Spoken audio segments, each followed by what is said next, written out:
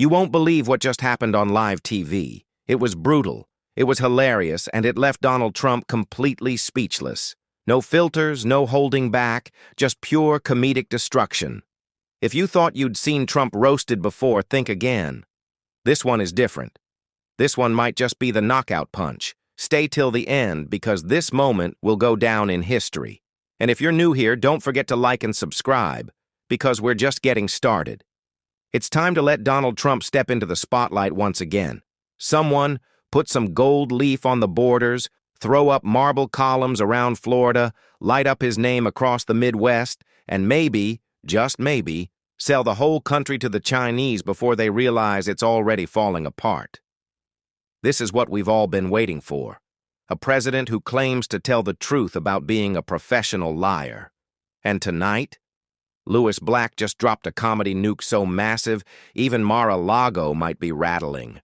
We've all seen rants, we've all seen roasts, but nothing compares to what just went down. No filter, no mercy, just pure comedic destruction. Think you've heard it all? Not even close. This was so brutal that even Trump's spray tan might finally pack up and leave. We are living in times so bizarre they feel like fiction. If this were a novel, people would say, great story, but come on, this isn't realistic. And yet, here we are. Who could have imagined the cast of characters surrounding Trump? Who could have predicted that Kellyanne Conway would be a real person and not some satire sketch? Trump, the man, the myth, the human Twitter meltdown. You almost have to admire it. Almost. The sheer volume of incompetence, arrogance, and unchecked ego packed into one orange-tinted man is something history books will struggle to explain. If there were a Hall of Fame for political disasters, he wouldn't just have a plaque. He'd have his own museum, complete with golden escalators that only go down. And let's talk about that business genius he loves bragging about. He bankrupted a casino. A casino! That's nearly impossible. You could take any random person off the street, give them a casino, and they'd still make money, even if they lived inside it, drank all day, and never once stepped foot into the gaming floor, they'd still turn a profit. But Trump? He managed to fail at a business designed to take people's money. That alone should be enough proof that he shouldn't be trusted with a budget, let alone a country. Remember when he said he would hire only the best people? Well, apparently his definition of best meant an endless lineup of con artists, yes men, and people who struggled to spell their own job titles. His administration had more turnover than a fast food drive-through. Every week someone was fired, resigned in scandal, or just mysteriously disappeared. The White House turned into a reality TV show, except instead of drama between contestants, it was global stability hanging by a thread. And then, of course, there were the Twitter rants. Before he got banned, his timeline was a bizarre mix of all-caps tantrums, straight-up lies, and feuds with celebrities. The President of the United States was out here fighting with actors, athletes, and teenage activists like a high school bully who never grew up. And when actual crises happened, his response was simple. Call it fake news and double down, even when video proof was staring him in the face. His presidency wasn't leadership. It was chaos. It was a never-ending meltdown.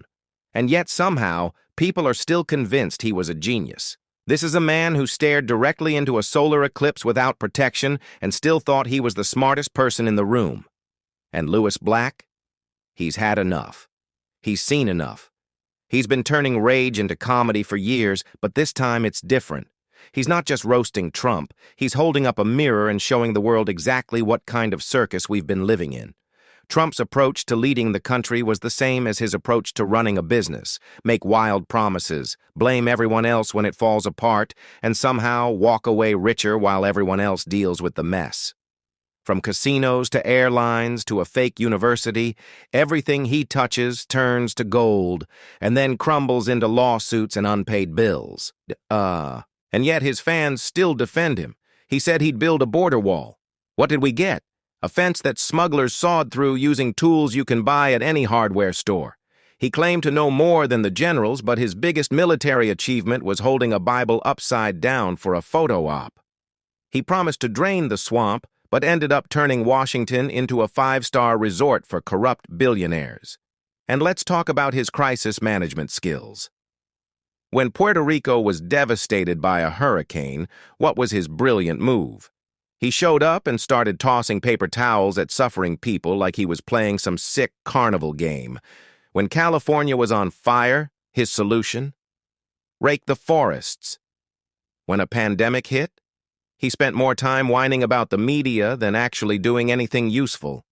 People were dying, hospitals were overrun, and he was too busy rage-tweeting about how unfairly he was being treated. No responsibility, no leadership, just chaos. And let's not forget his obsession with walls. That border wall, his grand historical achievement, billions of taxpayer dollars, and smugglers cut through it with a saw they bought at Home Depot. You'd think someone who spent so much time building hotels would understand how walls actually work.